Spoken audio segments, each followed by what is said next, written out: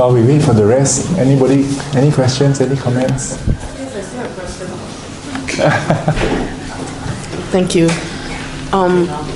Is it superstition or is it true that if people gravitate to the opposites? Like it's like my cousin say, "Hey, you have this skill." I mean, she has this skill to make people relax with her massage. She's a beautician. She learned all these things, so she doesn't want people to know she has this. Then all the nasty people who are uneasy will come to her for a treat. So and then like for me, I feel very eager to be helpful. So people who are needy emotionally or whatever, they tend to like come and ruffle up my good day. And then so I was like, yeah, then I should learn not to be so eager emotionally. Don't let people sense that. Control my own emotion. I'm control. I use that word already. Be more calm myself. Not to. I mean, eagerness is a good and kind emotion. I tend to think, but I wouldn't want that to work and tire me when so-called nasty people sense your eagerness to be nice and you're harmonious. They tend to come to you. So is that a superstition? And I know I can work against that condition now. I actually can show them I'm eager, but I also not so eager to entertain you. Thank you. Yes, once upon a time I used to believe patience will solve everything. But also eventually I realized we all have limited resources. So you work within your resources, do what you can. There's a point when I've been an engineer before, I'm not sure if you know. So I used to calculate everything. One of the calculations was this. If I had another 60 years ahead of me, this was when I was in my early 20s, if I had another 60 years ahead of me, what's the best use of 60 years? Is it 60 years of my own happiness? 60 years of my parents' happiness? Or 30 years of this and 20 years of that? And should I try and bring up kids and give 25 years to my kids?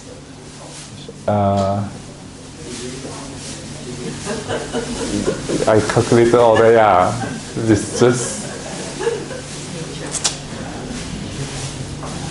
And I realized that we are all limited in the resources we are given, that we have at our disposal. You can make money, you can raise kids, you can help people, you can help yourself. And then comes along Ajahn Brahm.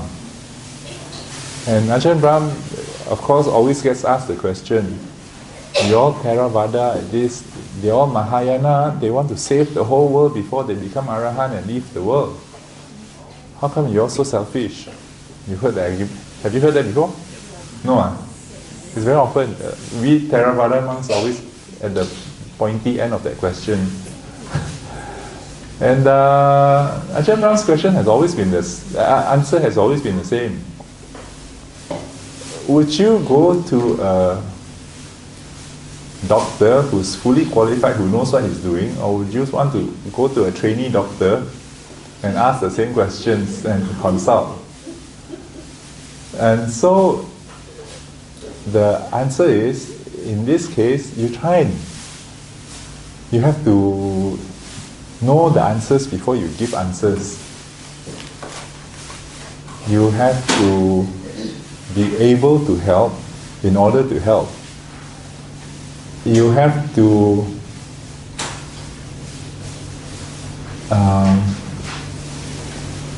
as you become more skilled, your help is more valuable. A lot of people want to give free advice. And normally those who give free advice, the advice is not very valuable. So it's helpful to give help when you also have time to develop yourself, to be more competent. Some people would burn out themselves trying to help, and then the quality of their helping is not very valuable. So I would say that what you're doing is right. Find the right balance between helping and self-development. But up to you to do your calculations in your situation to decide where to draw lines.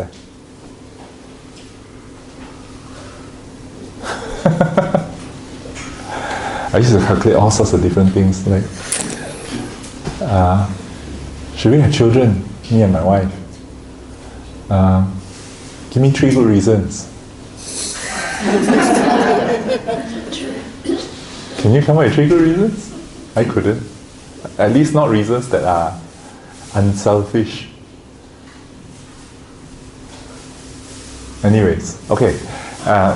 Any other questions? Yes. Why Tera and Maha? Why there's 2?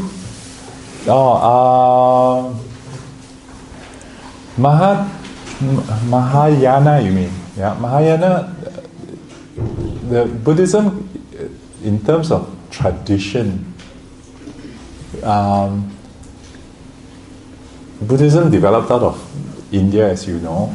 Eventually, some went down to Sri Lanka, some went westwards, eastwards to Burma and Thailand, and then some went round behind the Himalayas to China, and from then on to Taiwan, to Korea and Japan. And somewhere in the translation, they decided, well, not decided, but it turned out that one group called themselves the Mahayana, the big vehicle. And the big vehicle people would call the rest of us Hinayana. But we don't use that word anymore. Hina is very close to the Malay word of hina. So we stick to the original name, Theravada, the teachings of the elders, teachings of the teachers, the old teachers. In that translation, a few things got changed, a few suttas got added, the Diamond Sutra, the Heart Sutra, the Lotus Sutra, all that doesn't appear in the Pali text.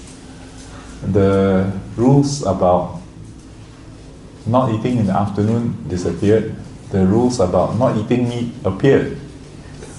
And then one big thing that is different is this idea of a bodhisattva vow.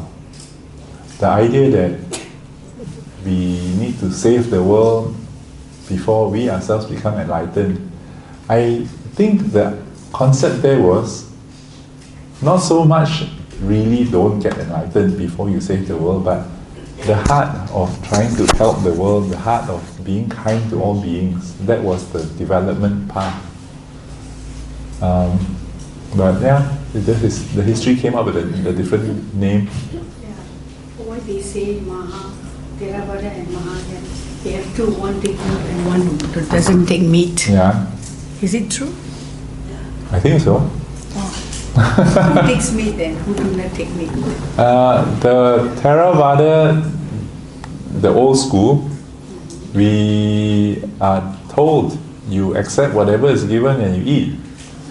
There are a few types of meat you don't eat. You don't eat tiger meat, you don't eat lion meat, because if you hang out in the forest and they smell what you have eaten, it's not safe for us. But apart from that, you eat whatever is offered to you. But then I think the Mahayana took the first precept and said, well, if you don't kill, then you can't eat meat. So they adopted that. For us, it's like if somebody is really busy and then went down to McDonald's and bought you a burger and said, Bante, here's an offering. We say, don't want. Cannot. So our tradition is like that. Yeah. Yes. Bhante, you mentioned going one step back from the five khandhas, like is essentially yoniso manasikara, right? But how do we do it like behind the perception, behind the feelings? Gradual training, as advised by the Buddha, is a long process. As far as Theravada teaching is concerned, some people do appear, the way they describe in the suttas, the Buddha gave one sermon, and at the end of the sermon, the monk is enlightened. What often is not told in those kind of suttas is this person has been practicing for a long time. So, as we progress through the Buddhist path, the Buddha says, Eightfold Path is the path leading to end of craving. End of craving is the end of suffering. Eightfold Path starts with right view, then had right intentions, followed by the three right doings, right speech, right action, right livelihood. Then followed by another few more, right effort, or right endeavor to do with reducing all the bad qualities, increasing all your good qualities, right mindfulness, and right samadhi, right livelihood, and the middle three, right speech, right action, right livelihood, those are considered the sila, virtue component, ethics component. And then the last three are right mind development. The idea of right view in the beginning is a gradual thing. You understand a bit more, you learn a bit more, you make mistakes, you learn a bit more, you go to meditation class, you become aware of how the mind works, how the breath works, that having good feelings keep the mind still, having agitated feelings move the mind everywhere. So the process is gradual. To move behind those things is basically to see what are the prejudices that we have acquired. The prejudices and the fears and the preferences, those are the things that keep coloring and guiding these things. Which is why, on the one hand, we do 5 precepts. Don't do these 5 things. Then the next thing, after that, the Buddha will tell you, restrain. Don't hang out in places late at night. Don't get involved with bad friends. Don't indulge in all the distracting types of stuff. And on the other hand, focus on pleasant, positive feelings. How many of you know the Mangala Sutta chant? Yeah? The Mangala Sutta chant, when I first read it, I was surprised. The first part of the Mangala Sutta chant says, associate with wise people, don't associate with the fools. And then it goes on to say, stay with a nice place, stay with a suitable place.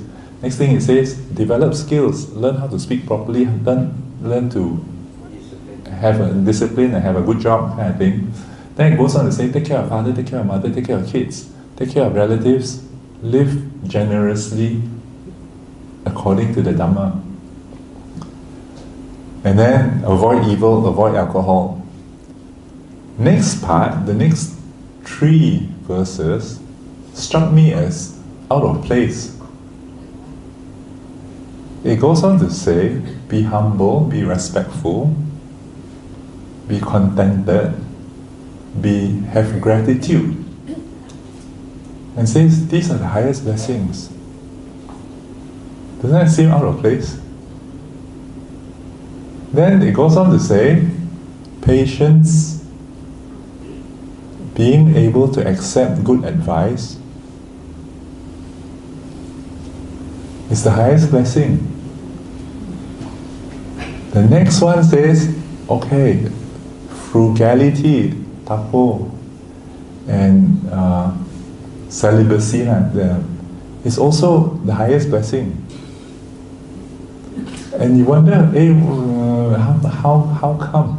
And it turns out mind states, the way you feel, the way you perceive the world, the way you perceive each other, is a protective factor. If you view others as suspicious, you view others as evil, you view others as not nice, then your heart is always negative. Even though you have the right, so-called the justification to hold those feelings. Father told me, I don't want you as my daughter, so unhappy lah. It's justifiable, understandable. But to hold those feelings is the opposite of the highest blessing. So when we look at these things, then the way we perceive the world makes a huge difference to our quality of life. When you perceive friends as friends, if you perceive the next person in the cradle as all people on the path, they may be crude, for example, but they're all on the path. They turn up, they volunteer, they cook, and if we recognize their good qualities, we recognize that they turn up to listen to Dhamma, that they turn up to sit quietly and explore what's going on inside, they are likely to be getting better.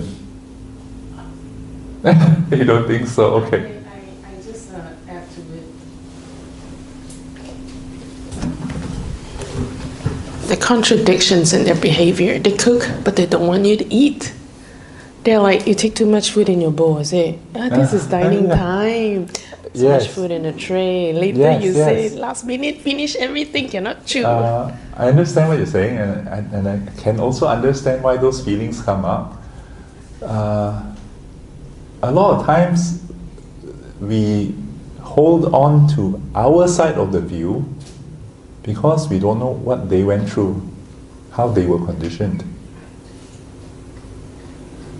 So when I asked this girl, your father, what kind of life did he go through? She just started shaking her head. Not pretty, not nice.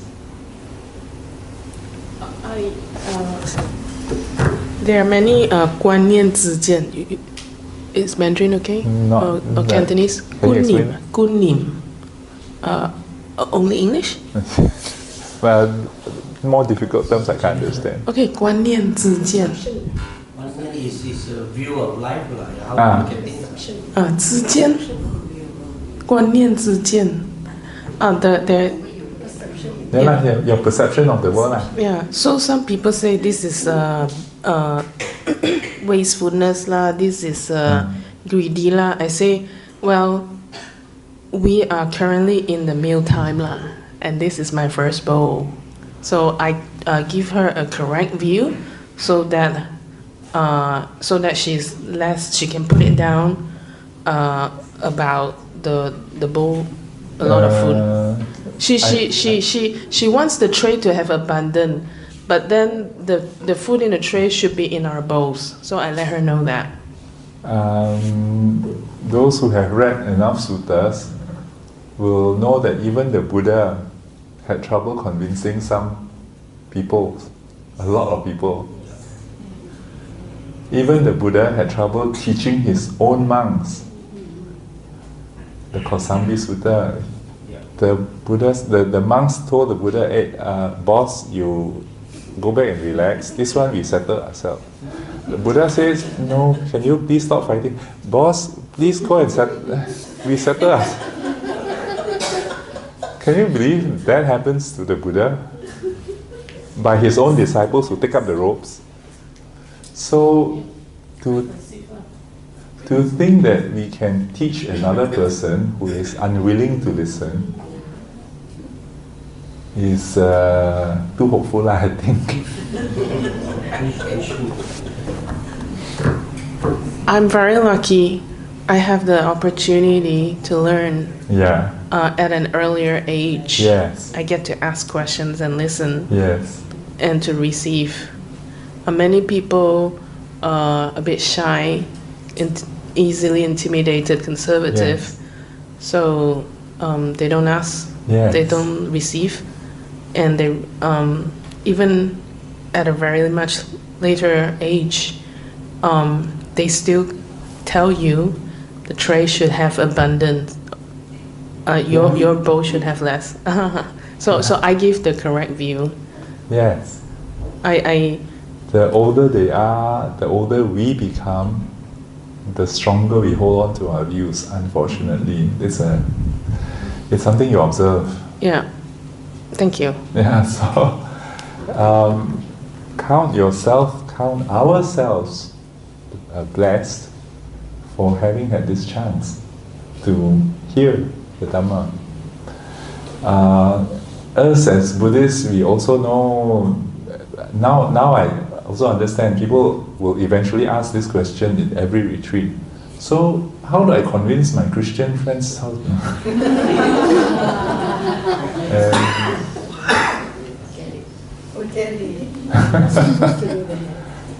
all you can do is be kind, be a good example. At some point when they get disillusion, if they do get disillusion, they will start looking for you for answers if they think you are well practiced. Yes. Yes. About the forgiveness. Yes. Okay, so just now you highlight about the forgiveness and about your stories of daughter and the fathers, right? Is relevant to me. So how is the best way in forgiveness? Like how you quoted is like the parents or someone actually have their past experience. That's why that is how they treated, and we are the conditions, right? So how can we know that we need to overcome that? We know that we need to forgive. That is in our brain rationally. But here, which is the heart, is the progressive that we need to do. But we know that it's not easy. But then, what's the best way? Thank you. Okay. When the Buddha taught this idea of the 5 aggregates, I should have mentioned earlier, the idea wasn't so much to understand, one is to understand the mechanics. But in the end, the Buddha goes on to say, all these 5 aggregates are suffering. That statement is right there in his very first Dhammacakkappavattana Sutta. First noble truth. Birth is suffering, old age is suffering, sickness is suffering, death is suffering. Separation from what you love, who you love, is suffering. Being associated with people and things you don't like, situations you don't like, is suffering. Next sentence. In short, the 5 aggregates are suffering. So, there is a purpose to teaching the 5 aggregates.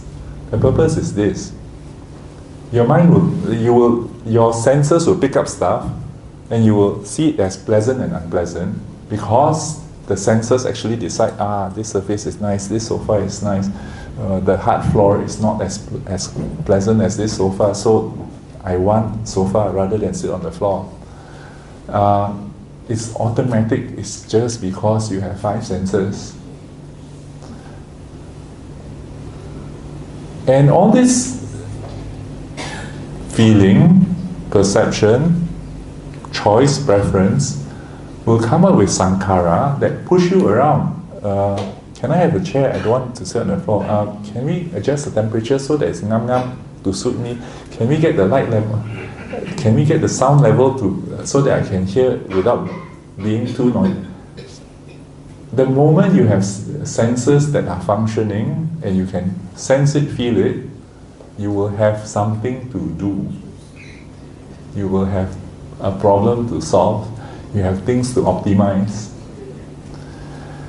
When you hear sounds from somebody called your old man or your mother, or you will have automatic whether it was pleasant or unpleasant, whether it's nice or not nice. It's automatic. And right up front, the Buddha says, all that is suffering.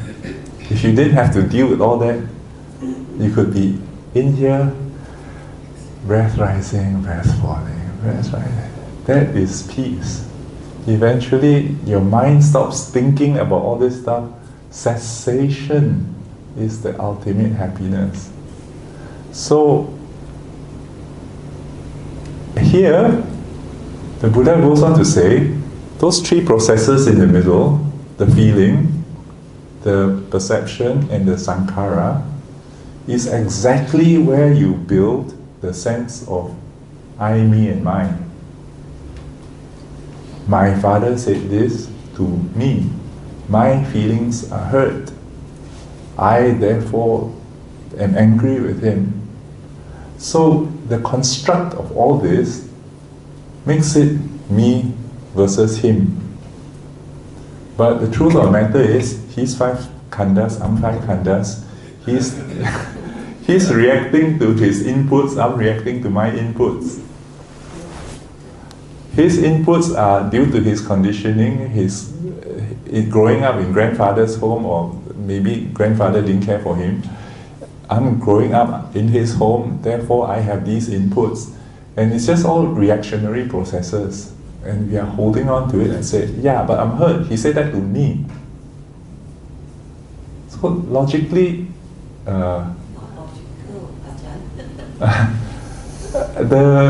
so seeing reality as it really is, this is what the Buddha was trying to talk about. But it's hard for most of us. So Ajahn Brahm has got a slightly different strategy. By all means, understand the theory. For most of us, theory not enough to let go. But if you could feel it, experience it, understand those processes, then you don't see the point of holding on to it anymore. It's just processes. And all the processes push me around thinking this, thinking that, wanting this, don't want that. That lady in the kitchen is doing the same thing, 5 khandhas. This is pleasant, that's not pleasant. Trying to change her view, the sense of self in her. This is what I want, this is what I think is right, this is what I need to control. Processes, it's just processes.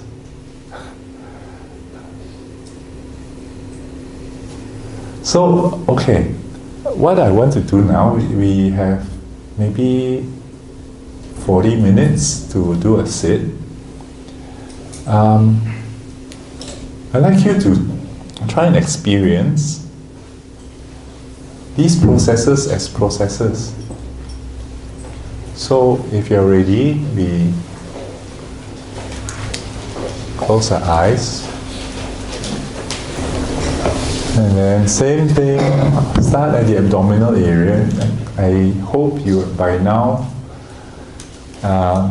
find it easy to go into that quiet space by relaxing the abdominal muscles and the back muscles.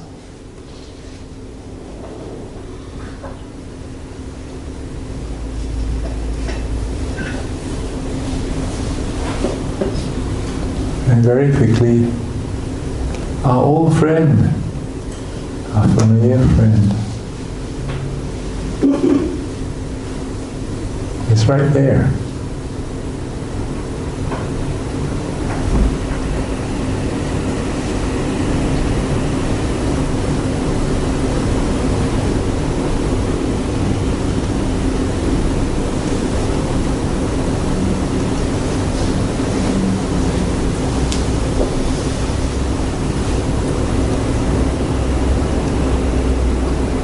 Now, what I would like you to observe is this. The observer that is noticing the breath in the abdomen, like in a cinema when you trace back the beam of light, where's the projector? Where's the observer?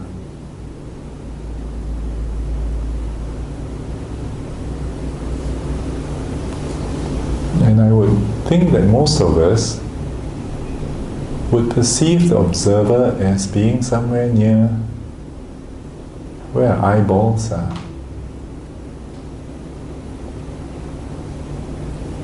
When you feel the breath, it seems like the breath is below the observer.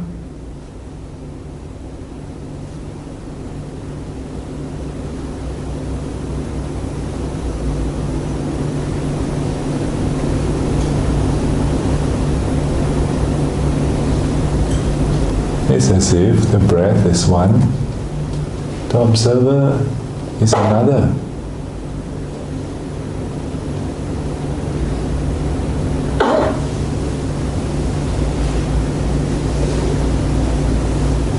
And you notice that if there are other sensations of tightness, knots in the muscles,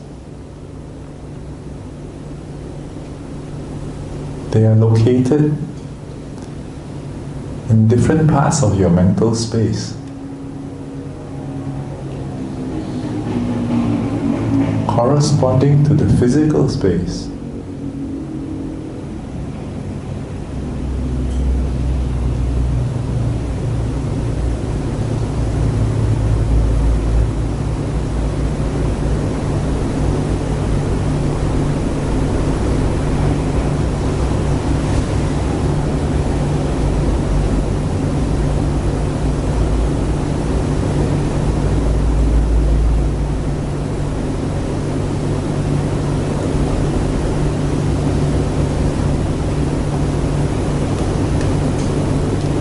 And again, if there's kindness in your attitude, kindness in your heart,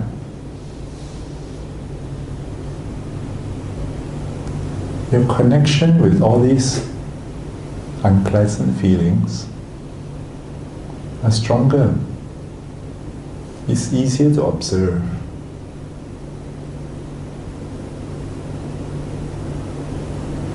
There's patience and care, TLC, compassion,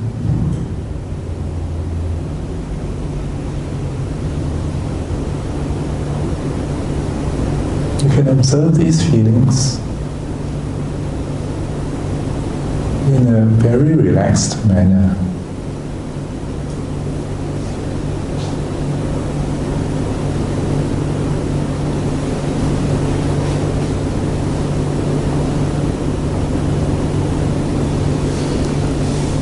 And yet it can also become quite obvious when you take note of it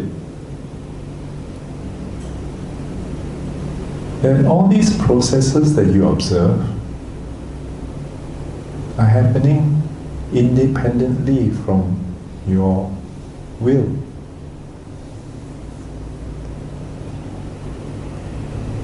You don't decide to have an aching muscle.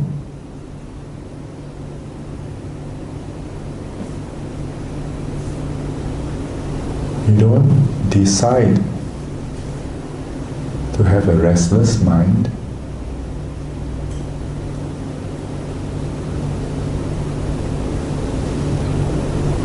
It just happens.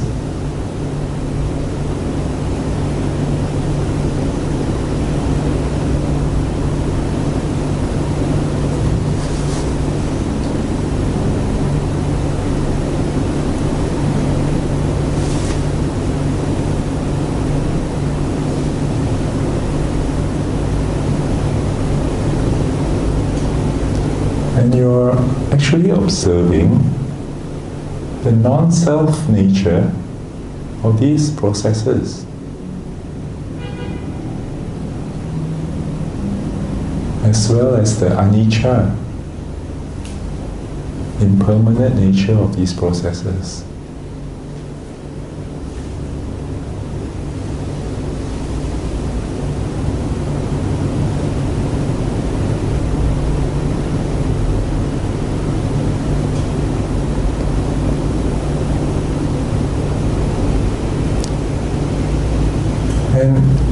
This is a nice mental playground, if you would, a laboratory.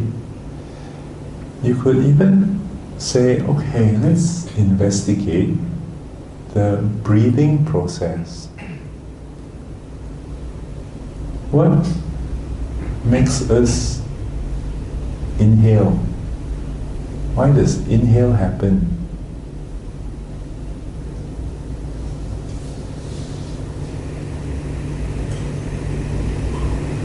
Look for the trigger and see what that trigger feels like.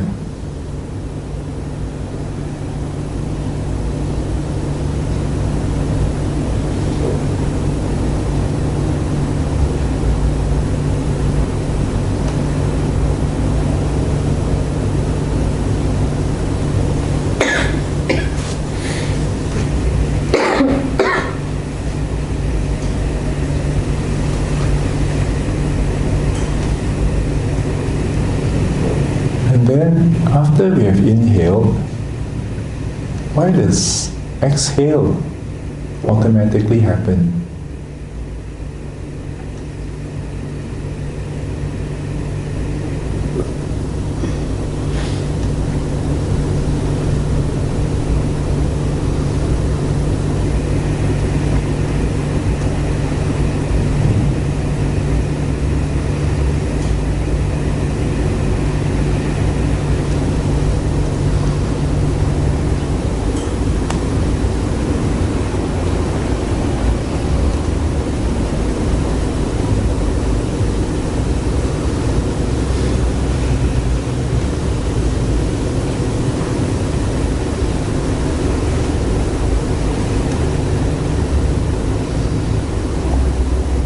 And you can do this for any of the sensations that you feel.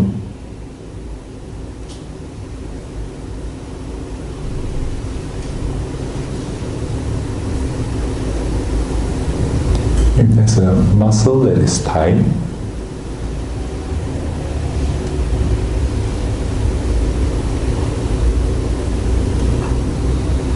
you can locate that muscle .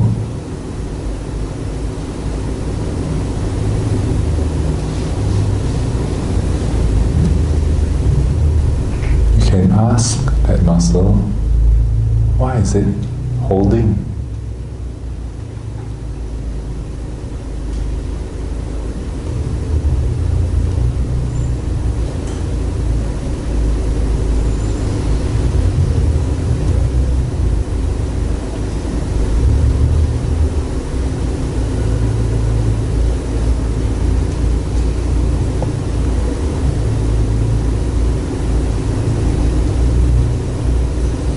You can notice there's a lot of tiny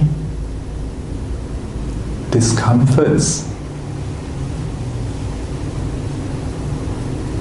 that makes us move, makes us tighten our muscles.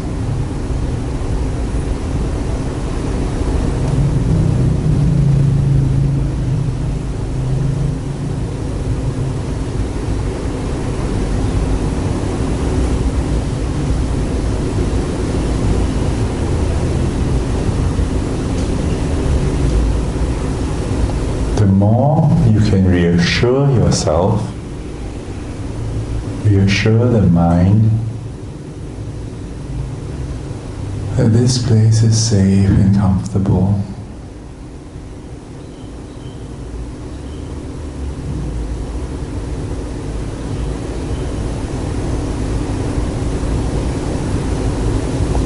The less those triggering discomforts occur. The quieter your mind, the more you notice.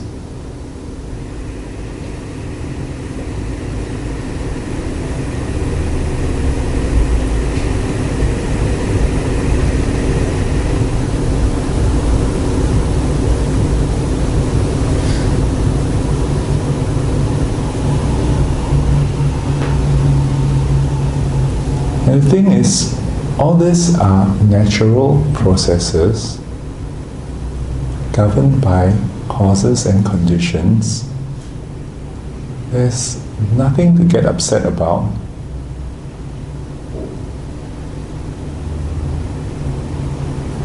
Just, this is the way it is. This is samsara.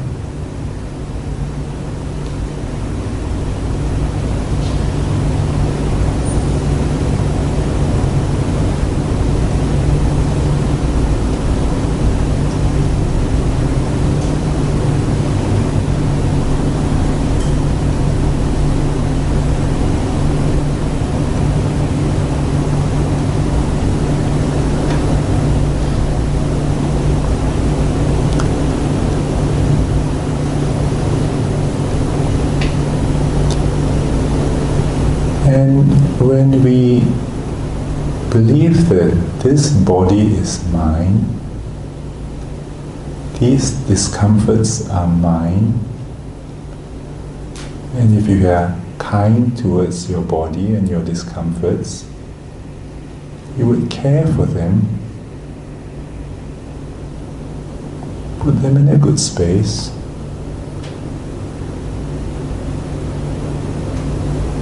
and allow that body to rest and recuperate.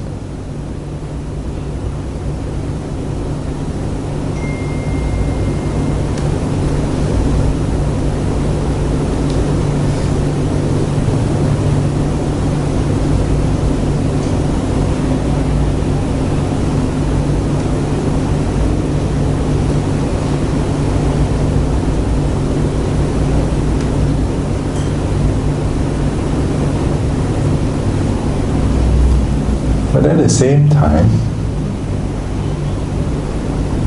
understanding that these are all independent processes, natural processes, you can also choose to leave them alone.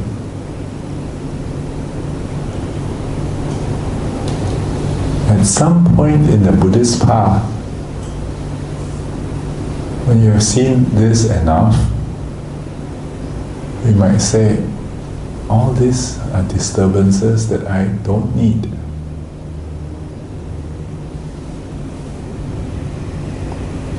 In which case, you can choose to turn the mind away from all these discomforts and disown them. And not disown them in a violent, aggressive manner, but disown them by putting them down and letting them be.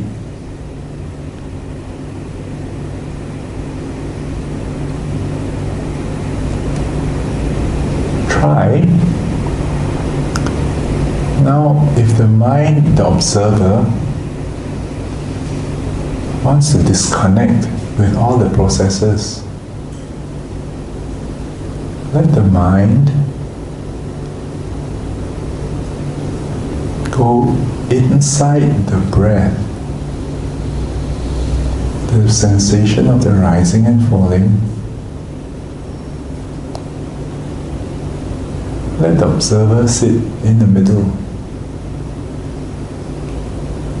completely enveloped by the breath.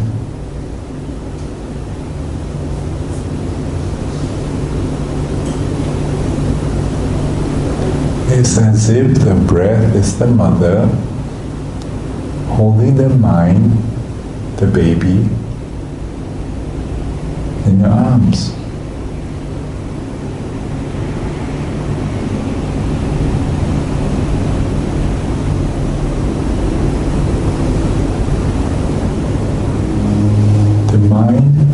Detaches itself from all the external sensations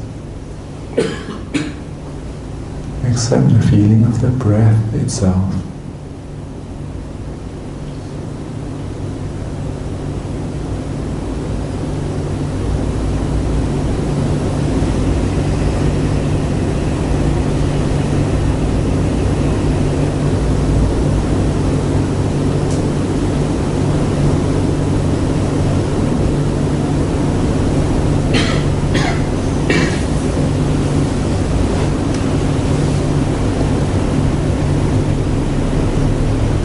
can even allow the observer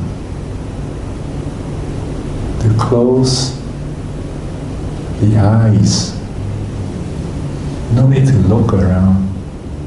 Just floating in the feeling of the breath.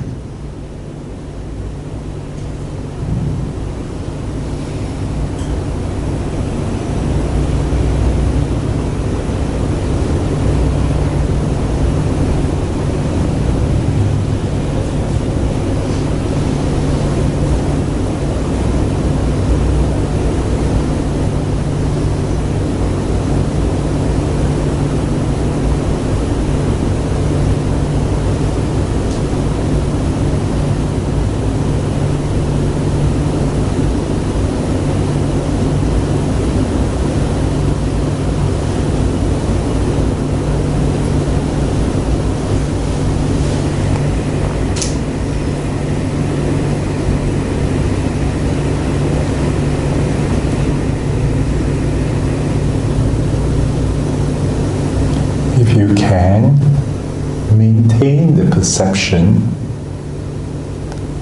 that we are in a very safe and comfortable space.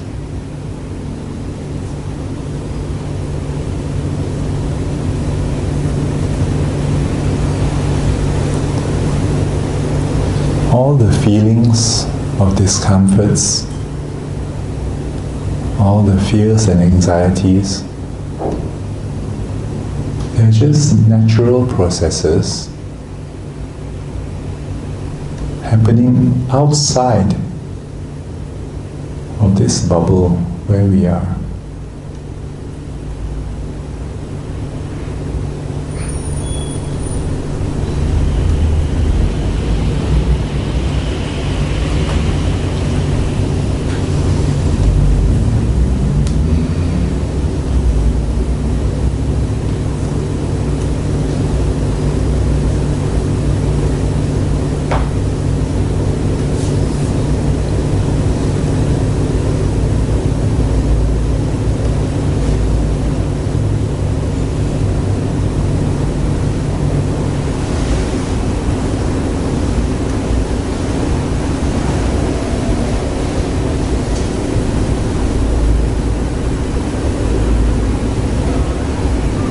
It's like you're sitting inside a control room, a control tower at the airport, looking at all the planes that fly past outside, the clouds that come and go, even hurricanes and storms. But inside the control tower, it's very pleasant.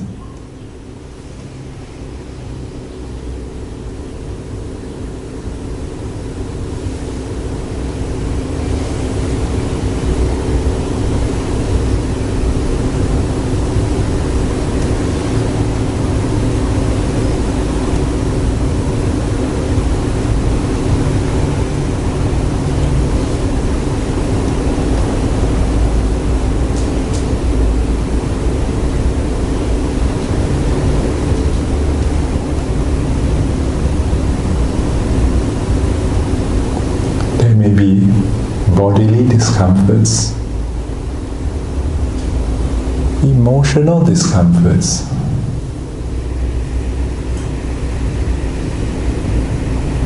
but they're all outside the bubble.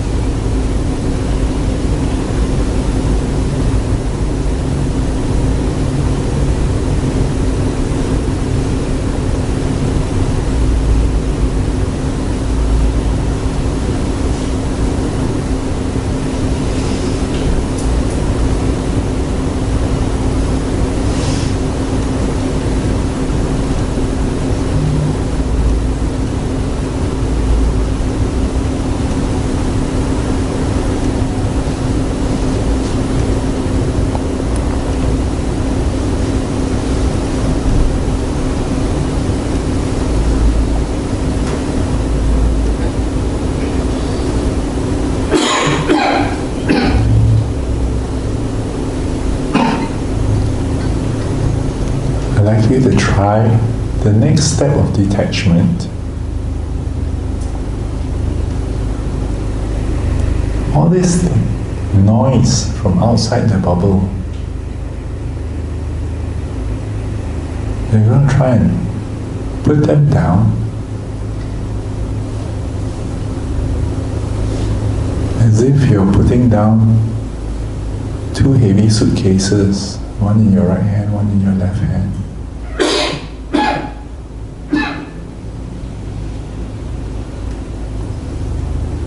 Put them down on the floor. All these sensations that you feel, all these emotions that you feel.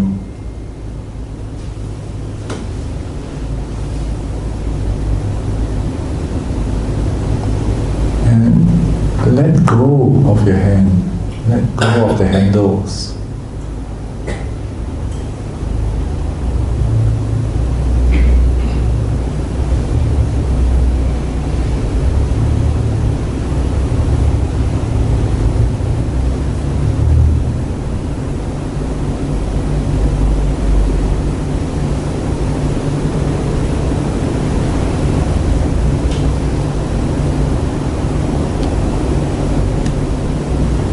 Recognize all these sensations as suffering. Not me, not mine. Just processes.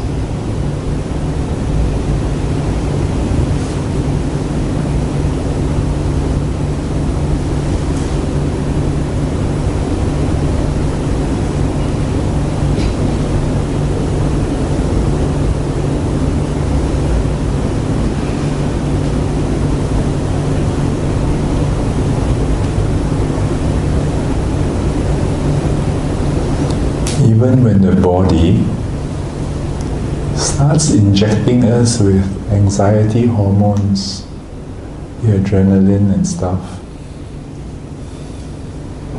processes. Not me, not mine.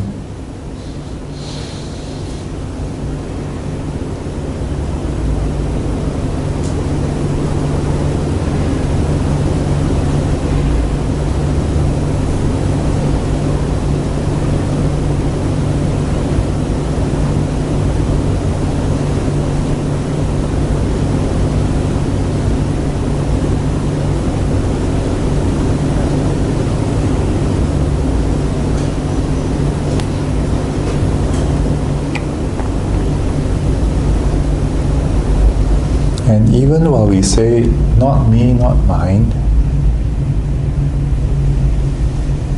we still recognize suffering as suffering. And we have compassion towards the one suffering the suffering.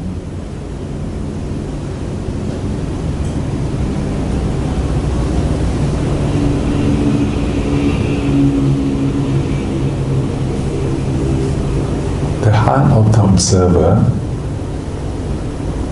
is still very kind and compassionate.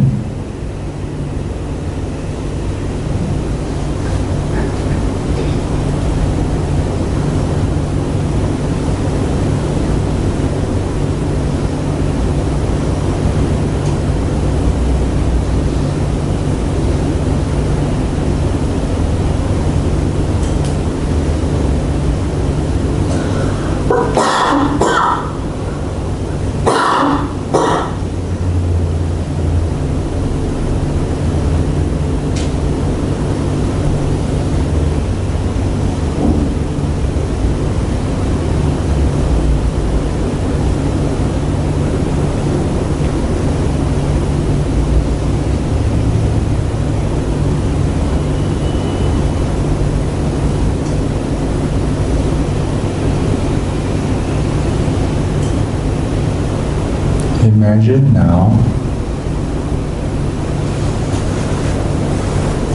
that this baby in the bubble, mind, the observer.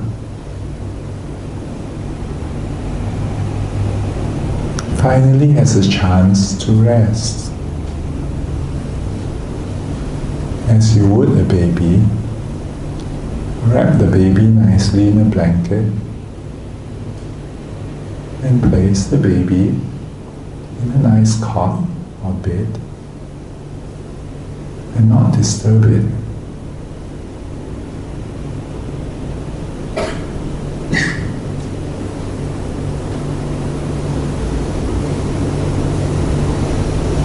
Lie the baby down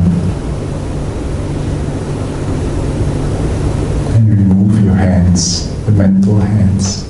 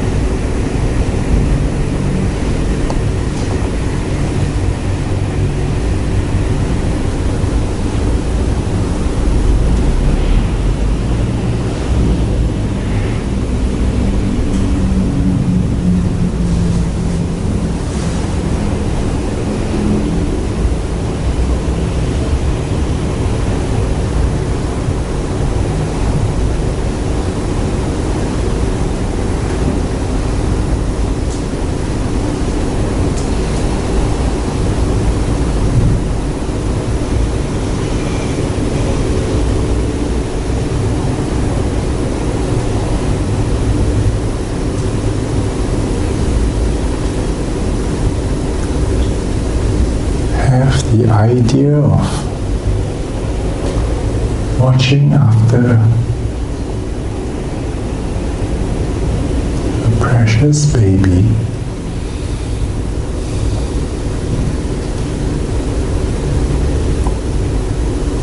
protecting the peace to let that baby rest.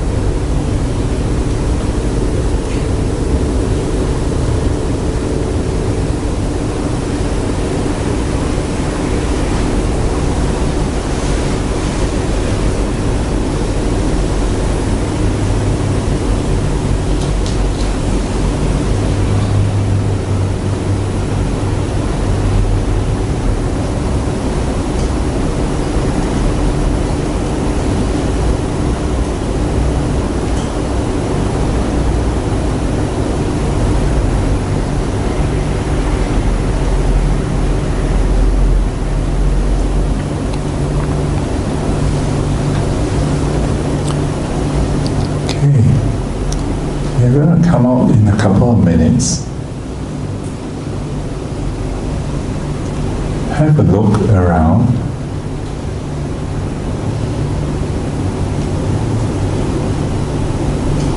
Inspect all those natural processes again and see if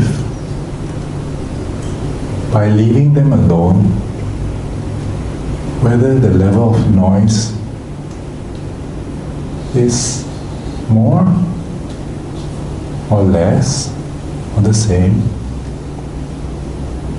compared to when we started.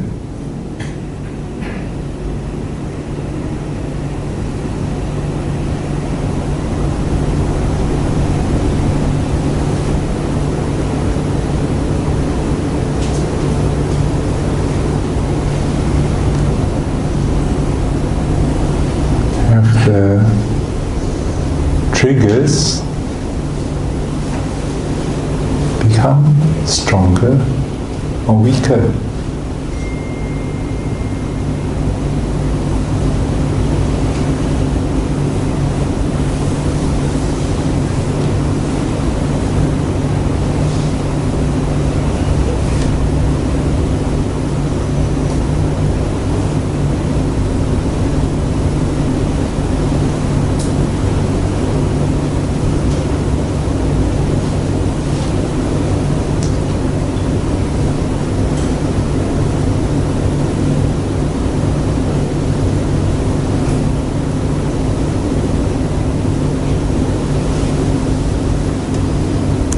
Have you been able to tease apart all the individual processes as separate from the observer?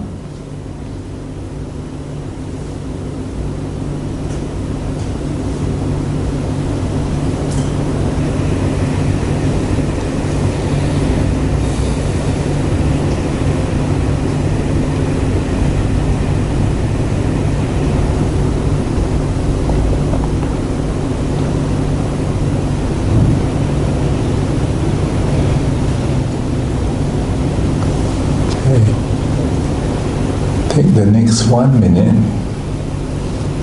to slowly come out. Enjoy the last few breaths.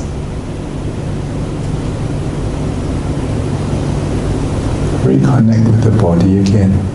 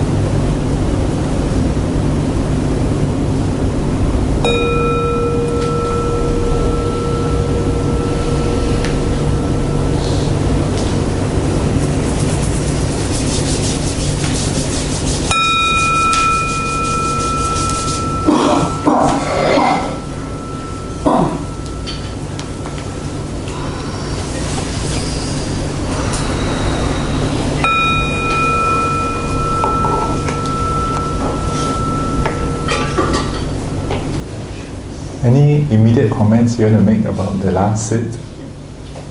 Can I say something? I'm just trying to understand the way I feel. It was a lot easier in the beginning of the day, in the early morning, to actually sit and do this. After this, I think is about the fourth sit or the third sit, my mind gets more restless. I am starting to feel more like, oh my God, I can't do this anymore. I should be getting up. Should I get up now? But I'm obviously suppressing those feelings, and I'm actually trying to sit and be still. How do you deal with that?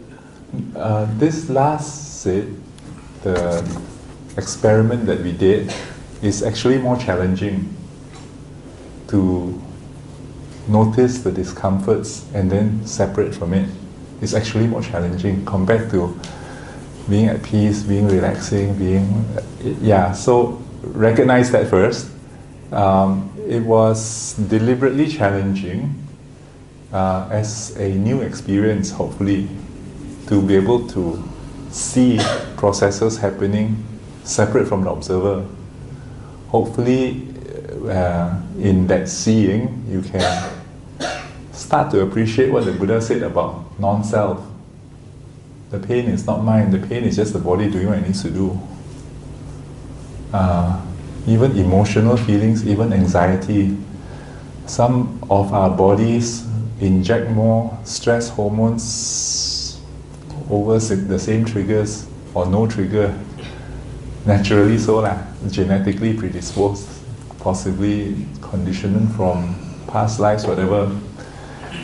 But still, despite the presence of the discomforts, you see it, this is not mine. Yes, we should try and reduce it, solve it, resolve it, but not all that important. The important part is the observer itself not create suffering by saying, I'm dying, my leg is going to fall off because I've been sitting cross-legged for too long. So all the additional thinking is what the Buddha called the second arrow, the second dart. Have you heard that one before? Okay, the Buddha described it this way. He says, imagine some archer shoots you with an arrow, and then as soon as the arrow hits, you take another arrow and hit yourself. The first arrow is real. It came from somewhere. The second arrow is, oh no, who did this to me? How can it? And every time you keep asking, you put another arrow inside and put another arrow inside. Likewise, all these processes in the body, because you own a body, that the first arrow happens. I had one old lady who comes to the monastery. She can recall the time before she was born, and she can recall the time when her consciousness entered the womb. And of course, later on, the birth processes, I found it fascinating. But the one that struck me was this. When the consciousness went into the womb and took on the fetus, she said it was so uncomfortable to have this heavy body compared to before that moment. And for most of us, we already taken on the body, we don't feel it very much. But just like this morning when we were asking, is it now that you're aware of the discomfort, so the discomfort is there, or has the discomfort always been there? Now, if you pay attention, you can feel it. But when you feel it, quite often we say, oh, that's my pain, that's my leg that is in pain. You're putting on extra arrows. So this last set is challenging. I should have told you, but sorry, I shouldn't have told you anyway, but I'll tell you now. Yes. Comment. Something I'd like to share my experience. Yeah. After 5 minutes, I start to feel. I felt that my heartbeat was actually getting faster and faster. Then after a while, I start coming down and feeling very at peace with myself. And it's to a verge that I almost like doze off. Is it normal? These are all natural processes doing its own thing. Nothing, not controlled, not by us. Huh? Sleeping off. Slept. That's why I like Ajahn Brahm. He says, When the body is tired, if the mind is tired, it needs rest.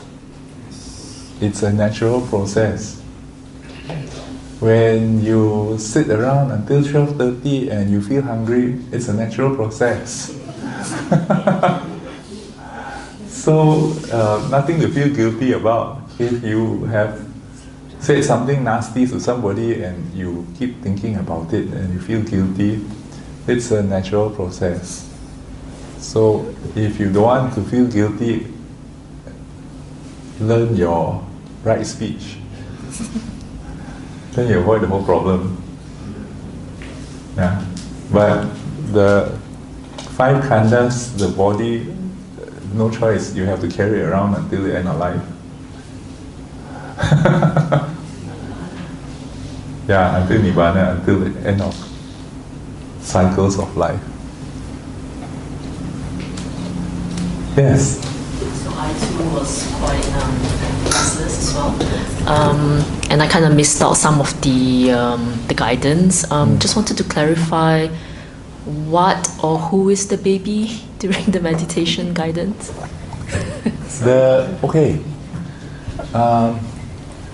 Did you get the part where the observer is separate from the breath?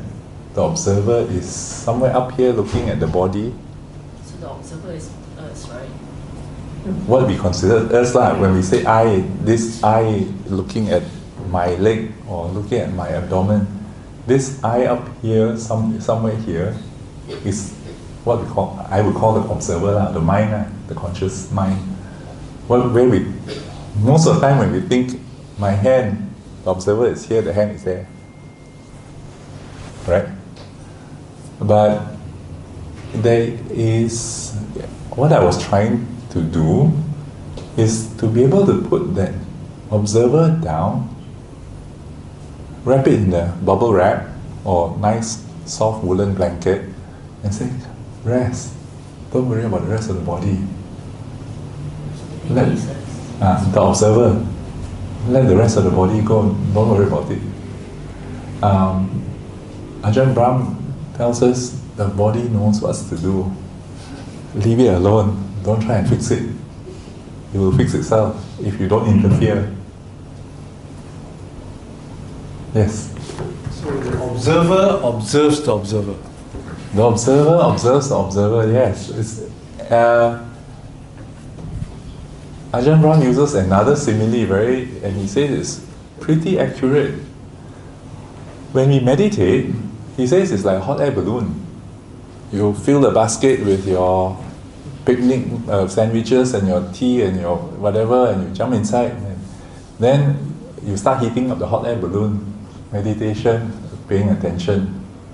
And then it reaches a point where it won't go up anymore. Then you say, we need to let go of the sandbags, throw that out. Then after that it goes up and then it stops. How to go higher? I think the sandwiches we can. And then the drinks also like. And then after that how? I think the basket we don't need.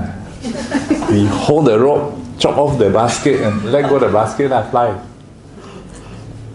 And then you reach that point, cannot go further. How?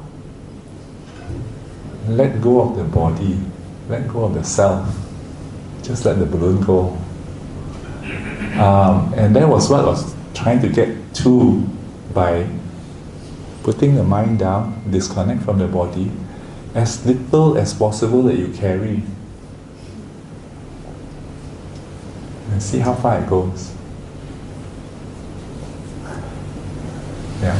Anyway, first time trying, just for experience sake, we might do it again after lunch, see how it goes.